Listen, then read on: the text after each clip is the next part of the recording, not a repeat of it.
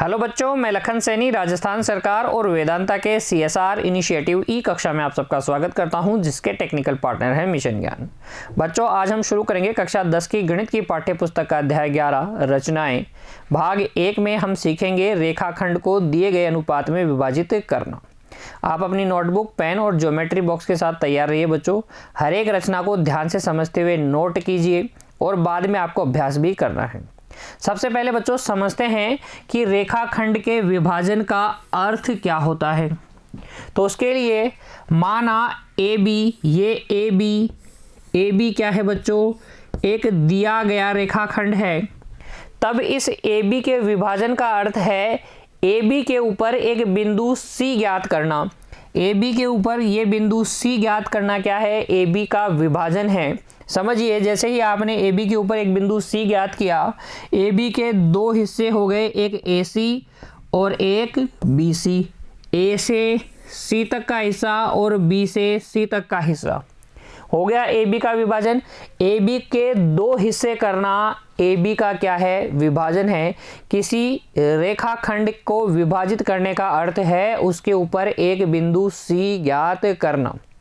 अब अगर ये C बिंदु इस प्रकार से है कि AC और BC का अनुपात M/N है, तो बच्चों हम कहेंगे या हम कह सकते हैं कि ये जो बिंदु C है, बिंदु C जो है वो रेखाखंड बिंदु C रेखाखंड AB को M/N के अनुपात में विभाजित कर रहा है। आ गई बात समझ में? किसी रेखाखंड के विभाजन का क्या अर्थ होता है। और ये विभाजन जो बच्चों है दो प्रकार से किया जा सकता है। किसी भी रेखाखंड का विभाजन निम्न दो प्रकार से या दो प्रकार का होता है। पहला, रेखाखंड का अंतः विभाजन और दूसरा रेखाखंड का बाह्य विभाजन। दोनों का अर्थ समझिए बच्चों। ये एक रेखाखंड है AB और बिंदु C इस रेखाखंड AB के ऊपर यहाँ कहीं स्थित है। अर्थात आपको रेखाखंड AB को आगे या पीछे बढ़ाने की ज़रूरत नहीं है, यहीं आपको बिंदु C मिल गया और AC अनुपात BC बराबर M/N है। तो हम कहेंगे कि बिंदु C, इस स्थिति में बिंदु C रेखाखंड AB को M/N के अनुपात में अंतः विभाजित करता है। तो ये विभाजक बिंदु जो है C, इस बिंदु विभाजित करने वाले बिंदु को कहते हैं विभाजक बिंदु। ये बिंदु C क्या है? रेखाखंड AB का विभाजक बिंदु है। कैसा विभाजक बिंदु है? अंतः विभाजक बिंदु है, क्योंकि AB के ऊपर स्थित है। AB को आगे या पीछे बढ़ाने की जरूरत नहीं है। रेखाखंड का बाह्य विभाजन आपको स्वतः ही समझ में आ गया होगा बच्चों। क्यों? क्योंकि अब की बार आप कहेंगे कि ये कोई रेखाखंड है AB और बिंदु जो C है वो इसको इस ओर आगे बढ़ाने पर यहाँ मिलता है और AC और BC का अनुपात M/N है। तो हम कहेंगे ये जो बिंदु C है वो इस रेखाखंड AB को M/N के अनुपात में बाह्य विभाजित कर रहा है। तो थोड़ा सा ही अंतर है। अगर आपको AB को आगे या पीछे बढ़ाने की ज़रूरत नहीं है, बिंदु C इसके ऊपर ही कहीं मिल रहा है, तो ये अंतः विभाजक बिंदु है। और अगर बिंदु C आपको रेखाखंड AB को आगे या पीछे भी बढ़ाने पर मिल सकता है बच्चों, तब आप कहेंगे कि बिंदु C रेखाखंड AB को बाह्य विभाजित कर रहा है। आगे बात समझ में? रेखाखंड का विभाजन का अर्थ आपको अच्छे से समझ में आ गया। अंतः विभाजन क्या होता है, बाह्य विभाजन क्या होता है, ये भी आपको समझ में आ गया बच्चों। तो बढ़ते हैं अब हम आगे और देखते हैं हमारी पाठ्य पुस्तक की रचना संख्या 11.1। आज का हमारा उद्देश्य क्या है, हमारी पाठ्य पुस्तक की रचना 11.1 को सीखना। क्या है रचना 11.1? एक रेखाखंड को दिए हुए अनुपात में विभाजित करना। एक रेखाखंड आपको दिया जाएगा उस और एक अनुपात आपको दिया जाएगा और कहा जाएगा इस रेखाखंड को दिए गए अनुपात में विभाजित कीजिए। तो किस प्रकार से करेंगे? देखिए, अगर आपको सिर्फ कहा गया है विभाजित करना है तो आपको समझना है कि अंतः विभाजन करना है। कैसा विभाजन करना है? अंतः विभाजन। सिर्फ विभाजन करने का अर्थ क्या है? अंतः विभाजन। अगर आपको बाह्य विभाजन करवाना है किसी भी प्रश्न में या किसी भी रचना में बाह्य विभाजन करना है तो प्रश्न में क्लियरली कहा जाएगा कि दिए गए रेखाखंड को इस अनुपात में बाह्य विभाजित कीजिए।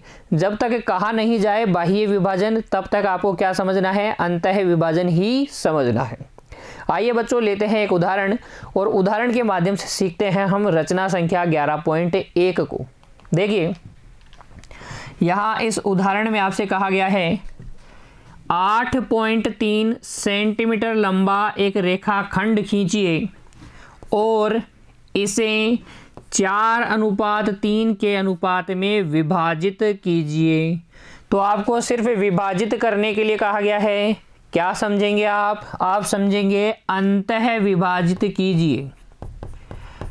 अंतः विभाजन समझना है, ठीक है। तो अगर आपको सिर्फ विभाजित करने के लिए कहा गया है तो आप अंतः विभाजित करेंगे। अगर प्रश्न में बाह्य विभाजन चाहता है प्रश्न करने वाला तो उसको साफ साफ बताना पड़ेगा कि बाह्य विभाजित कीजिए, ठीक है। उसको भी हम समझेंगे एक उदाहरण के माध्यम से। पहले हम समझते हैं कि एक रेखाखंड को दिए गए अनुपात में विभाजित कैसे किया जाता है, अर्थात अंतः विभाजित कैसे किया जाता है। तो देखिए, इस उदाहरण का हल, इस उदाहरण में जो प्रश्न हमसे पूछा गया है उसका हल देखिए। सबसे पहले आपको एक 8.3 सेंटीमीटर लंबा रेखाखंड खींचने के लिए कहा गया है और फिर उसे 4:3 के अनुपात में विभाजित करना है। तो देखो, एक रेखाखंड आपको खींचना है AB, कितने सेंटीमीटर का? 8.3 सेंटीमीटर का, और फिर इसको 4:3 के अनुपात में विभाजित करना है, अर्थात इसके ऊपर एक बिंदु C आपको ज्ञात करना है ताकि AC अनुपात BC कितना रहे? 4:3 रहे। ये बिंदु C किस प्रकार से ज्ञात करेंगे बच्चों, अभी थोड़ी देर में सीखने वाले हैं। ये मैंने बनाया है कच्चा चित्र, रफ फिगर बनाया है ऐसे ही, ताकि हमें समझ में आए कि हमें वास्तव में करना क्या है। रेखाखंड AB खींचना है 8.3 सेंटीमीटर, उसके ऊपर एक बिंदु C ज्ञात करना है। तो इस बिंदु C को ज्ञात करने के हमारे पास दो मेथड है। सबसे पहले पहली विधि में काम में लेता हूँ और देखो, मेथड 1, पहली विधि। आपको करना क्या है? 8.3 सेंटीमीटर लंबा रेखाखंड खींचना है, उसका 4:3 के अनुपात में विभाजन करना है। तो रेखाखंड खींचना है AB, 8.3 सेंटीमीटर लंबा, और विभाजन करना है या अंतः विभाजन करना है 4:3 के अनुपात में। आप कर लीजिए अनुपातों का योगफल। जब भी अंतः विभाजन की बात आएगी आप क्या करेंगे? अनुपातों का योगफल करेंगे। तो अनुपातों का योगफल हो गया यहाँ 7। इतनी बात आपके माइंड में होनी चाहिए। हमें करना है 8.3 सेंटीमीटर लंबा रेखाखंड की रचना और फिर उसको 4:3 के अनुपात में विभाजित करना है। 4:3 के अनुपात में विभाजित करने का मतलब हो गया 7, अनुपातों का योगफल 7। ठीक है, ये क्लियर हो गई बात। चलिए, तो फिर आप ले लीजिए मेथड 1 में ले लीजिए स्केल, और स्केल की सहायता से सबसे पहले दी गई लंबाई का रेखाखंड खींचेंगे। तो ये रहा स्केल, और स्केल की सहायता से दी गई लंबाई 8.3 सेंटीमीटर लंबा रेखाखंड AB खींच लीजिए। ये 8.3 सेंटीमीटर लंबा रेखाखंड मैंने खींच लिया AB, और अब इस AB का हमें करना है 4:3 के अनुपात में विभाजन। उसके लिए आप क्या करेंगे, ए बी का विभाजन करना है 4:3 के अनुपात में विभाजन करना है। तो ए पर एक क्या बना लीजिए, न्यून कोण बना लीजिए। कितने भी डिग्री का बना सकते हो बच्चों, ए पर एक न्यून कोण बना लीजिए इस प्रकार से। कितने भी डिग्री का बना सकते हैं आप, कितने भी डिग्री का बना सकते हैं। बी ए एक्स क्या है, वो न्यून कोण है। हमें 4:3 के अनुपात में विभाजित करना है। याद रखिए उसके लिए पहला काम क्या है, जिस रेखाखंड को आपको विभाजित करना है उसके बिंदु ए पर आप क्या बनाएंगे, एक न्यून कोण बनाएंगे बी ए एक्स। ठीक है, अब इस न्यून कोण वाली भुजा ए एक्स पर आपको अनुपातों के योगफल अर्थात 7 बराबर लंबाई के चाप काटने हैं। अब बराबर लंबाई के चाप कहीं से काटेंगे, उसके लिए ले लीजिए प्रकार को खोल लीजिए, लगभग 1.5 सेंटीमीटर, 1 सेंटीमीटर या 1.5 सेंटीमीटर खोल लीजिए इस तरीके से। और बिंदु ए से स्टार्ट कीजिए सबसे पहले चाप काटना। देखो ये हो गया A1, पहला चाप A1। इतनी ही लंबाई के और 6 चाप आपको काटने हैं। दूसरा चाप आप काटेंगे इस बिंदु A1 से, A1 A2, फिर A2 पर रखेंगे, A2 बिंदु पर रखेंगे। देखो ये वाला बिंदु A2, इस बिंदु पर प्रकार की नोक रखिए और अगला चाप काटिए। ये हो गया A2 A3। ये A1 जितना है उतना ही A1 A2 है, उतना ही A2 A3 है, उतना ही आपको A3 A4 काटना है। तो A3 पर प्रकार की नोक और ये चाप काट दिया आपने A4, और फिर A4 पर रखिए और आगे चाप काटिए A5, फिर A5 पर रखिए, A5 पर रखिए, A6 आपको मिल जाएगा, A5 A6, और फिर A7, ये आपको मिल गया A7। अब देखिए इस AB का विभाजन करने का जो फंडा है पहले उसे समझिए, फिर आगे का काम करेंगे। देखिए फंडा जो है उसे समझिए। अगर आपके पास ये एक कोई त्रिभुज है ABC, ये क्या है, कोई त्रिभुज है ABC, और इसकी भुजा BC के समांतर जब आप रेखा खींचते हैं जो अन्य दो भुजाओं को भिन्न भिन्न बिंदुओं पर प्रतिच्छेद करती है, तो यह रेखा जो BC के समांतर है वो अन्य दोनों भुजाओं को एक ही अनुपात में विभाजित करती है। ये रेखा L जो BC के समांतर है AB और AC को भिन्न भिन्न बिंदुओं D और E पर प्रतिच्छेद करती है। तो थेल्स प्रमेय से बच्चों हम जानते हैं कि AD बटे BD बराबर होगा AE बटे EC। तो अगर ये अनुपात में 4:3 लेता हूं तो ये भी कितना आ जाएगा, 4:3 आ जाएगा। ये बात क्लियर है ना आपको, थेल्स प्रमेय आपको अच्छे से समझ में आती है। तो फिर देखिए बच्चों आगे देखिए, अगर मैं इसको किसको AA7 को और AB को मिलाकर इन दोनों भुजाओं को लेकर एक त्रिभुज बनाना चाहूं तो देखो मैं B को किससे मिला लेता हूं, A7 से मिला लेता हूं, और मेरे पास बन जाएगा एक त्रिभुज, जिसका नाम क्या है, ABA7। देखो त्रिभुज ABA7, ये वाला त्रिभुज ABA7 दिख गया। इस त्रिभुज की इस भुजा के लिए, इस भुजा AA7 को मैं क्या करूंगा, AA7 को मैं अगर 4:3 के अनुपात में विभाजित करूं तो फिर ये हो जाएगा A से A4 तक और फिर A4 से A7 तक। और अगर इस रेखा को 4:3 के अनुपात में विभाजित करने वाली रेखा BA7 के समांतर है तो वो AB को भी 4:3 के अनुपात में विभाजित करेगी। तो अब हमारा काम क्या है बच्चों, इस रेखा के समांतर रेखा खींचना जो इसको 4:3 के अनुपात में विभाजित करें। तो जो भी रेखा इसको 4:3 के अनुपात में विभाजित करेगी वो A4 से होके जाएगी, वो A4 से होके जाएगी। तो बिंदु A4 से होकर जाने वाली BA7 के समांतर रेखा अब हमें खींचनी है। तो समझिए इस बात को कि किसी भी दी गई रेखा के समांतर रेखा की रचना किस प्रकार से की जाती है।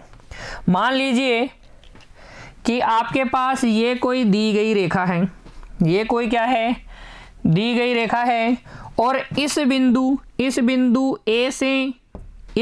A से इस रेखा के समांतर रेखा आपको खींचनी है। तो कैसे खींचेंगे, देखिए उस जहां से खींचनी है रेखा, जहां से समांतर रेखा खींचनी है अर्थात बिंदु A से हमें खींचनी है, तो यहां से इस बिंदु से होकर जाने वाली एक रेखा, कोई भी एक रेखा खींच लीजिए जो दी गई रेखा को काटे। तो ये बिंदु A था, इस बिंदु A से होकर जाने वाली और रेखा को प्रतिच्छेद करने वाली एक लाइन हमने खींच ली।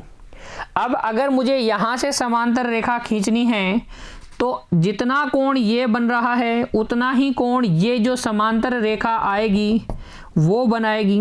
अर्थात मैं काम में ले रहा हूं बच्चों संगत कोण का कंसेप्ट। संगत कोण बराबर बना दिए मैंने।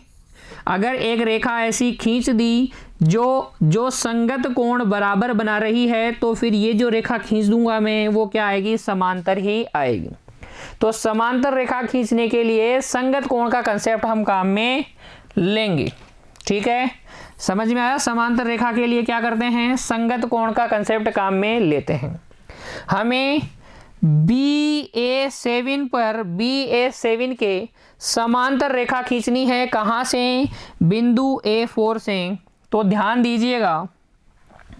दीजिएगा बच्चों, A4 से जो भी समांतर रेखा आएगी इसके समांतर, तो थोड़ा आइडिया लगाइए, क्या वो इस तरीके से कहीं आएगी। ये सिर्फ मैं आइडिया लगाने के लिए बोल रहा हूं, अभी मैंने समांतर रेखा खींची नहीं है। ये कोण और ये कोण बराबर होंगे, ये दोनों कोण बराबर होंगे, यानी कि जितना कोण ये बन रहा है A7B उतना ही कोण A4 और इस तरीके से कुछ बनेगा। ठीक है, तो उसके लिए देखो फिर हम क्या करेंगे, A4 से अब समांतर रेखा खींचेंगे, उसके लिए संगत कोण बराबर बनाएंगे। उसके लिए देखो बच्चों संगत कोण बराबर बना लेंगे। तो संगत कोण बराबर बनाने के लिए आप ले लीजिए एक प्रकार, और संगत कोण बराबर बनाने के लिए एक किसी भी त्रिज्या का आप चाप काटिए। जहां A7 पर जो कोण बनाया है इसी जगह पे एक चाप काटिए A7 पर। किसी भी त्रिज्या का आप काट सकते हैं, लेकिन इतनी ही त्रिज्या का जिस बिंदु पर आपको कोण बनाना है उस बिंदु पर प्रकार रखिए, A4 पर प्रकार रखिए और उतनी ही त्रिज्या का एक चाप काटिए। A7 पे जो कोण बना हुआ है उसको प्रकार की सहायता से नाप लीजिए, प्रकार की सहायता से उस कोण को नाप लीजिए, और फिर जो अभी हमने पहले चाप काटा था ना A4 से, उस पर रखिए प्रकार की नोक यहाँ रखिए और फिर चाप काट दीजिए। ये चाप जहाँ प्रतिच्छेद करता है इस प्रतिच्छेद बिंदु को A4 से मिलाते हुए एक रेखा खींच दें, और ये रेखा जहाँ पर AB को काटेगी वहाँ पर आपको एक बिंदु मिल जाएगा C, और ये बिंदु C ही हमारा अभिष्ट बिंदु है जो AB को 4:3 के अनुपात में विभाजित करता है, 4:3 के अनुपात में विभाजित करता है। आइए मैं इसको सत्यापित करके दिखाता हूं आपको। देखो सत्यापन, देखो तो सत्यापन के लिए हम काम में लेंगे थेल्स प्रमेय। किस त्रिभुज में, त्रिभुज ABA7 में। देखो त्रिभुज ABA7 में, इस त्रिभुज में हमें पता है BA7 के समांतर हमने खींची है CA4। A4 से इस BA7 के समांतर रेखा खींची है। अच्छा, तो अगर ये समांतर है तो थेल्स प्रमेय से AC बटे BC AA4 बटे A4 से A7 के बराबर होगी। और ये है बच्चों 4/3। यहाँ से आपको मिल जाएगा AC अनुपात BC बराबर 4:3। ठीक है, तो ये हो गया रेखाखंड AB का 4:3 के अनुपात में विभाजन। देखिए रचना के पद आपको किस प्रकार से लिखना है। अब रचना के पद देखिए, रचना के पद, और ज़्यादा मुश्किल नहीं है बच्चों, जैसा बुक में दे रखा है लैंग्वेज वैसी भी आप लिख सकते हैं, या फिर आप इस तरीके से लिख सकते हैं जैसा मैं बता रहा हूँ। देखिए आपको क्या करना था, एक 8.3 सेंटीमीटर लंबा रेखाखंड खींचना था। सबसे पहले आपने वही किया, तो आप लिख देंगे सर्वप्रथम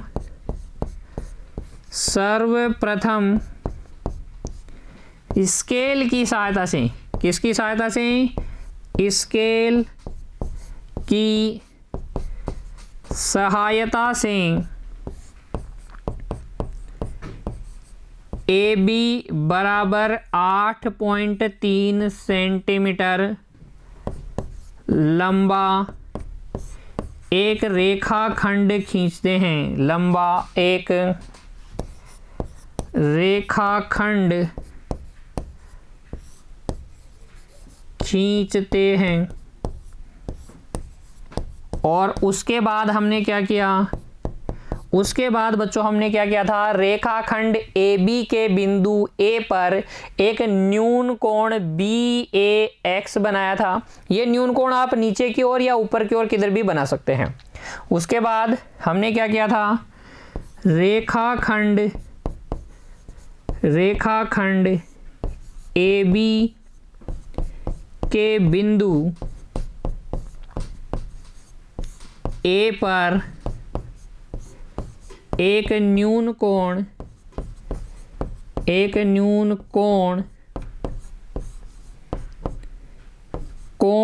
BAX बनाया।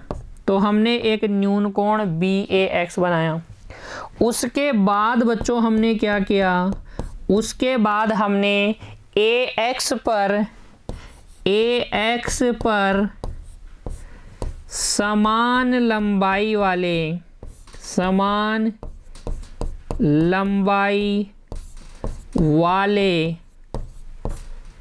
7 चाप AA1, A2, A3 और इस तरीके से A6, A7 तक 7 चाप। ये जो 7 चाप हैं A1 से फिर A2, फिर A2 से A3 से A4 से A5 से A6 और A6 से A7। ये 7 चाप बच्चों हमने 7 चाप काटे।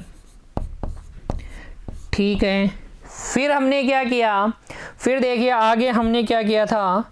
अगला पॉइंट देखिए, BA7 खींचा तथा बिंदु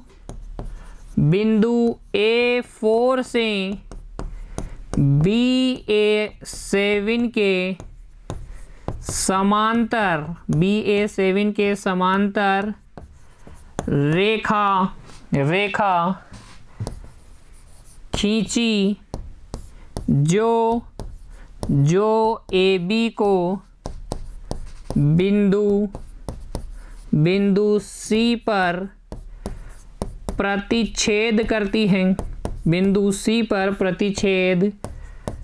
करती हैं, और इस प्रकार से हमें बिंदु C प्राप्त हो गया था। लिख देंगे इस प्रकार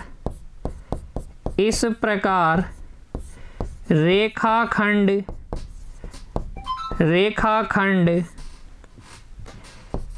AB को हम 4:3 के अनुपात में 4:3 के अनुपात में विभाजन करते हैं या विभाजित करते हैं, विभाजित करते हैं, इस प्रकार से विभाजित करते हैं। तो अगर आपसे कहा जाए बच्चों कि एक रेखाखंड खींचिए और उसका दिए गए अनुपात में विभाजन कीजिए, तो आप हल में अपने उत्तर में सबसे पहले कच्चा चित्र बनाएंगे, फिर रचना करेंगे। सत्यापन अगर आपको करने के लिए कहा जाए तो सत्यापन दिखाएंगे और रचना के पद भी आप लिखेंगे, ठीक है। अब बात करते हैं अंतः विभाजन की दूसरी विधि, जिसे हम कहेंगे वैकल्पिक विधि, मेथड 2 या वैकल्पिक विधि। देखिए, किसी भी रेखाखंड के विभाजन के लिए हम एक वैकल्पिक विधि का भी प्रयोग कर सकते हैं।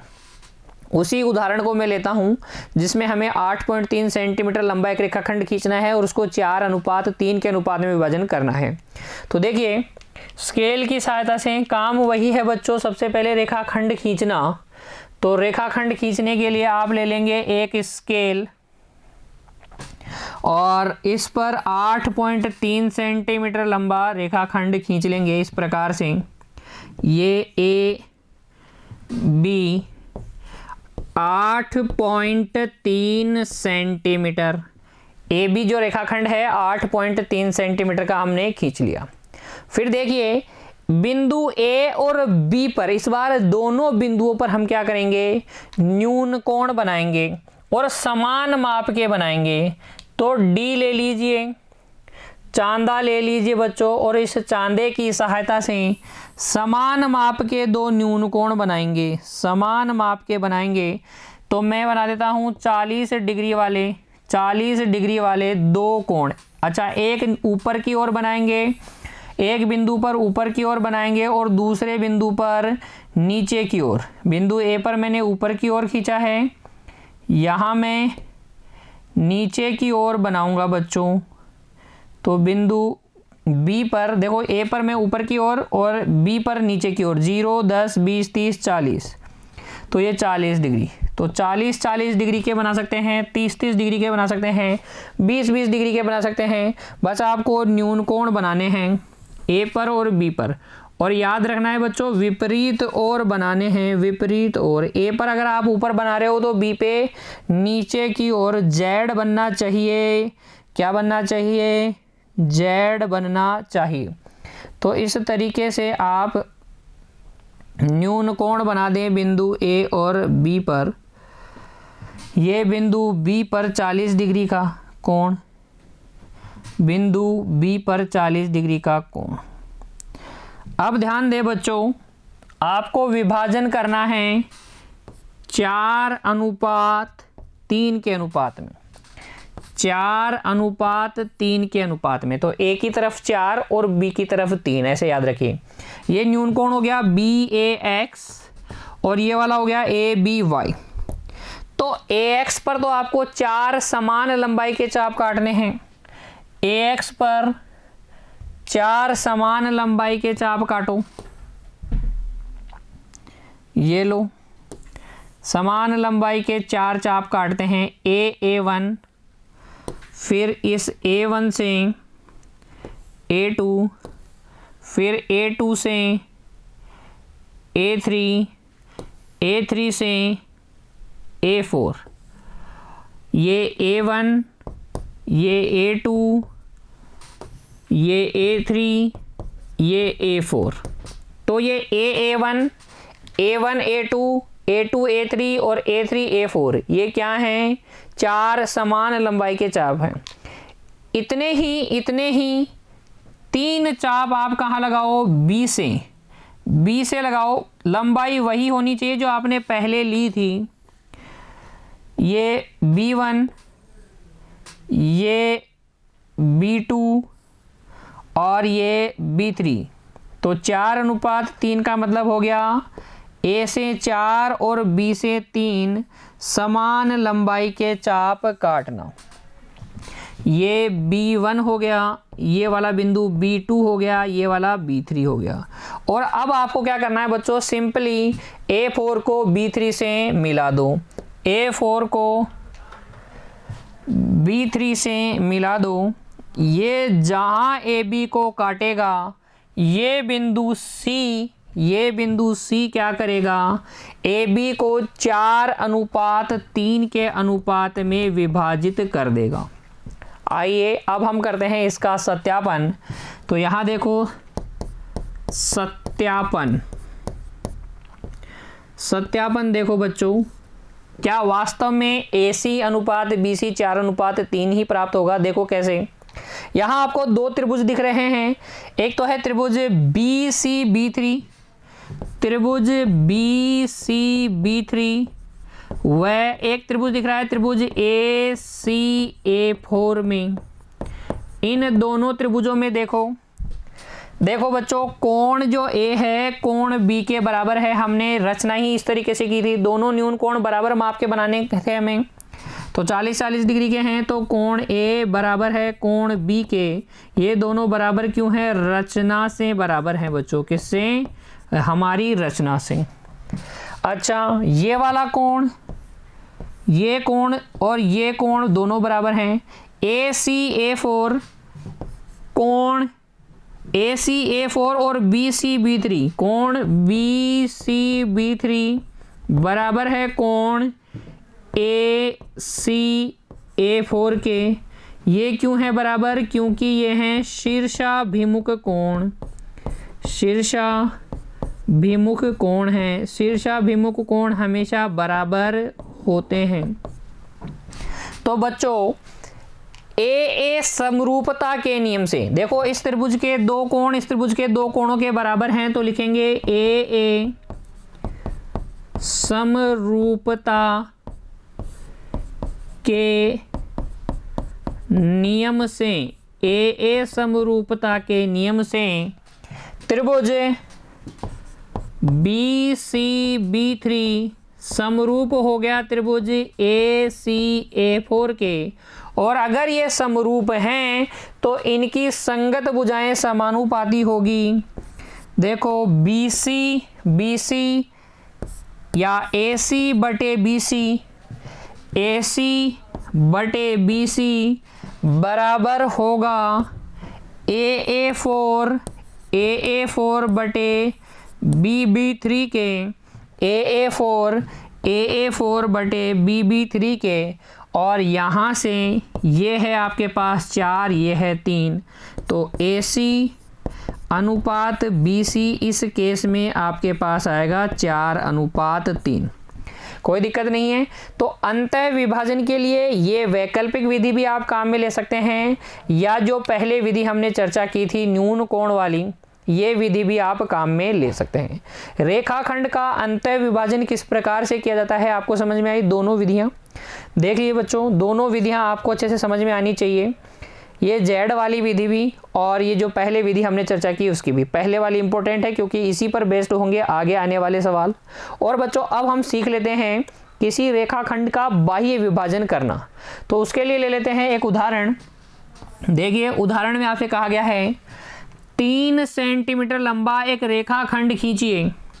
3 सेंटीमीटर लंबा एक रेखाखंड खींचना है और इसे 4:3 के अनुपात में बाह्य विभाजित कीजिए।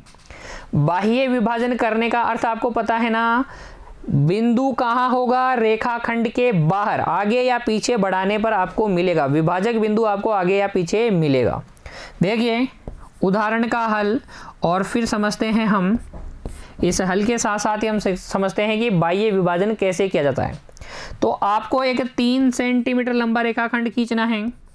ये AB कितना खींचना है, आपको खींचना है 3 सेंटीमीटर लंबा। और इस पर एक बिंदु C इस तरीके से ज्ञात करना है, AC क्या हो, AC अनुपात BC 4:3 हो। तो ए से सी की दूरी ज़्यादा है या बी से सी की दूरी ज़्यादा है? ए से सी की दूरी 4 और बी से सी की दूरी 3, यानी कि ये होगा ए से बी की ओर। अगर आप इधर लेंगे तो बी सी बड़ी हो जाएगी ए सी से, तो ए सी बड़ी होनी चाहिए, इसलिए ये बिंदु आपको मिलेगा इधर कहीं। ये बिंदु आपके पास हो गया सी। ए सी अनुपात बी सी क्या होना चाहिए? 4:3 होना चाहिए। ये पूरी दूरी 4 होनी चाहिए और ये दूरी 3 इकाई होनी चाहिए। आ गई बात समझ में? तो ये है कच्चा चित्र।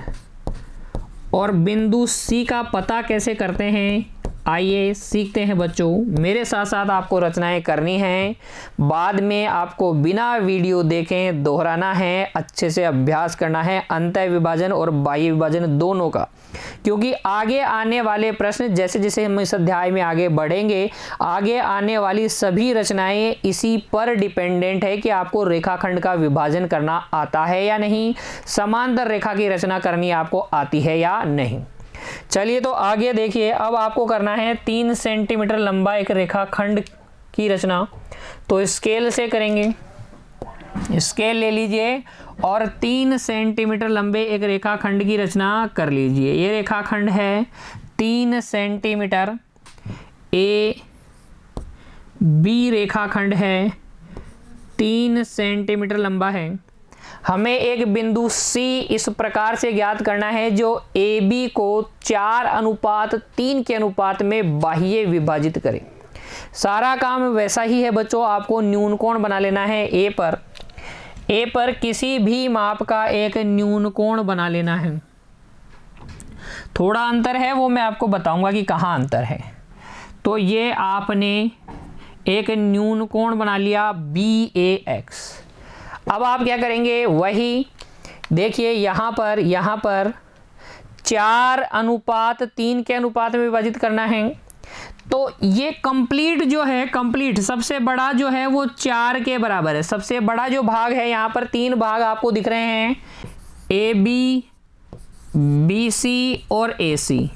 AC तो है 4 भाग, BC है 3 भाग, ये पूरा 4 भाग, ये 3 भाग, ये बचा हुआ कितना भाग हो जाएगा? 1 भाग। तो अगर ये 4 इकाई है, 4 सेंटीमीटर है, तो ये 3 सेंटीमीटर होगा और ये 1 ही सेंटीमीटर होगा। ये बात आपको समझ में आई? सबसे बड़ा कौन? सबसे बड़ा यहाँ पर 4 इकाई। तो जब भी बाह्य विभाजन की बात की जाएगी, अनुपातों में से जो अनुपात बड़ा होगा उसके बराबर समान लंबाई के चाप काटेंगे। 4:3 के अनुपात में बाह्य विभाजन करने का अर्थ है कि 4 समान लंबाई के चाप आप काटें AX पर। अंतर समझ में आया? बाह्य विभाजन और अंतर विभाजन में पहला अंतर तो यही है कि वहां पर आप अनुपातों के योगफल के बराबर चाप काटते हैं और यहाँ पर आप बड़ा जो अनुपात है उसके बराबर काटेंगे। तो 4:3 के अनुपात में बाह्य विभाजन करने का मतलब है 4 समान लंबाई के चाप आपको काटने हैं AX पर। प्रकार लें और 1.5 सेंटीमीटर आप इसको ओपन कर लें। AX पर 4 समान लंबाई के चाप काटें। AX पर 4 समान लंबाई के चाप आप काटें। तो ये A पर टिकाइए। पहला चाप A1, ये बिंदु मिल गया आपको A1 बिंदु, A1। फिर A1 पर टिकाओ प्रकार की नोक और दूसरा चाप काटो, ये आपको मिल गया A2। फिर A2 पर टिकाओ, ये आपको मिल जाएगा A3। फिर A3 पे टिकाओ और ये मिल जाएगा आपको A4। क्या मिल जाएगा? A4। अब ध्यान दीजिएगा, इस बार आपको A4 को B से नहीं मिलाना। इस बार त्रिभुज बनाने के लिए आपको सोचना है AB कितना भाग है। पिछली बार भी हमने यही सोचा था AB कितना भाग था, AB 7 भाग था। तो अब की बार AB कितना भाग है? AB है 1 भाग। देखो कच्चे चित्र में AB देखो 1 भाग है, AC 4 भाग है, BC 3 भाग है। तो AB 1 भाग है, तो 1 भाग है, इसका मतलब A1 से किसको मिलाना है? B को मिलाना है। A1 से B को मिला लो। A1 से B को आपने मिला लिया, ठीक है। और फिर अब देखो आगे, अब आपको क्या करना है, इस BA1 के समांतर रेखा खींचनी है। कहाँ से? आगे आपको छोड़ने हैं, आगे आपको छोड़ने हैं 3 भाग, तो ये 1 भाग, ये 2 भाग, ये 3 भाग। A4 से BA1 के समांतर रेखा खींचनी है, तो वही संगत कोणों वाला क्या लेंगे, कंसेप्ट काम में लेंगे।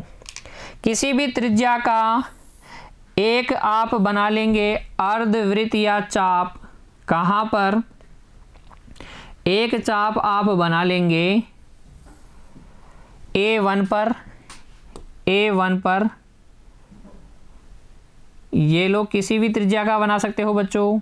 इसी त्रिज्या का, इतनी ही त्रिज्या का A4 पर एक चाप बनाओ, A4 पे रखो और एक चाप उतनी ही त्रिज्या का बनाओ।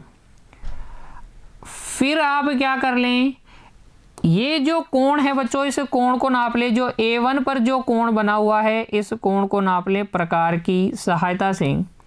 तो आपने ये कोण मापा और फिर देखो इस तरफ से A1 की इस तरफ है, तो इधर की तरफ आप एक चाप काट दें। ये लो, ये चाप आप काट दें, यहाँ से चाप काट दें बच्चों। इस तरीके से जब आप ये चाप काटेंगे तो ये लो, ये चाप कट गया। ये चाप जहाँ प्रतिच्छेद करेगा, इस प्रतिच्छेद बिंदु को A4 से मिलाकर एक रेखा खींच दीजिए। ये एक रेखा आपने खींच दी, ठीक है। ये रेखा आपने खींच दी और ये रेखा बढ़ाई गई AB को जहाँ मिलेगी, बढ़ाई गई AB को बढ़ाइए बच्चों, जहाँ मिलेगी यही बिंदु आपका क्या होगा, अभिष्ट बिंदु C होगा, अभिष्ट बिंदु C होगा। और ये इस प्रकार से होगा कि AC अनुपात BC क्या रहेगा, 4:3 रहेगा, 4:3 रहेगा। आ गई बात समझ में? तो थोड़ा सा काम सिमिलर है अंतः विभाजन के जैसे कि, और थोड़ा सा अलग है। अलग क्या है कि आपको अंतिम चाप से नहीं मिलाना है, ध्यान से समझना है कि AB कितना हिस्सा होगा। तो वो यहाँ पर आप देख लेंगे कि टोटल 4 है, 4 में से 3 ये हिस्सा हटा लेंगे तो 1 हिस्सा आएगा।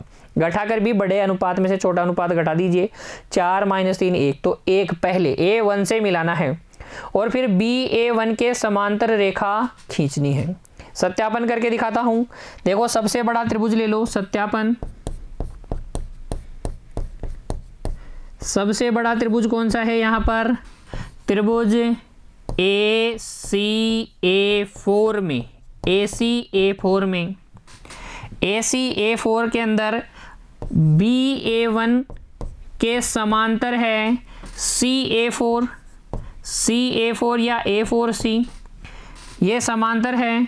अतः थेल्स प्रमेय लगा सकते हैं इसमें, और थेल्स प्रमेय से बच्चों हम लिखेंगे AC/BC, ये कंप्लीट AC/BC आगे वाला हिस्सा AA4 क्या आएगा, A1A4 आएगा। ये किसके बराबर है? 4:3 के बराबर है। तो बिंदु C हमारा अभिष्ट बिंदु है। रचना के पद जैसे जैसे हमने बनाया और उदाहरण में मैंने आपको बताया, आप लिख सकते हैं उसी प्रकार से, ठीक है, लिख लेंगे ना। तो आज हमने बच्चों क्या सीखा, एक रेखाखंड को दिए हुए अनुपात में विभाजित करना, चाहे से वो अंतः विभाजन हो चाहे से बाह्य विभाजन हो। नोट कर लीजिए दोनों उदाहरणों को। हमेशा जब भी आप रचना करें, कच्चा चित्र पहले बनाएं, माइंड में बनाएं कि क्या करना है, ठीक है। फिर अंतः विभाजन की 2 विधियां मैंने आपको बताई। रचना के पद आपको मैंने जिस प्रकार से यहाँ बताए वैसे ही आगे आने वाली विधियों में आप लिख सकते हैं। इस वैकल्पिक विधि को भी याद रखिए और बाह्य विभाजन को भी आप याद रखेंगे बच्चों। उम्मीद करता हूँ आपने मेरे साथ साथ रचनाएं की हैं। अब आप बिना देखे पुनः अभ्यास करेंगे। मिलते हैं बच्चों अगली कक्षा में, तब तक के लिए खुश रहिए, पढ़ते रहिए। धन्यवाद।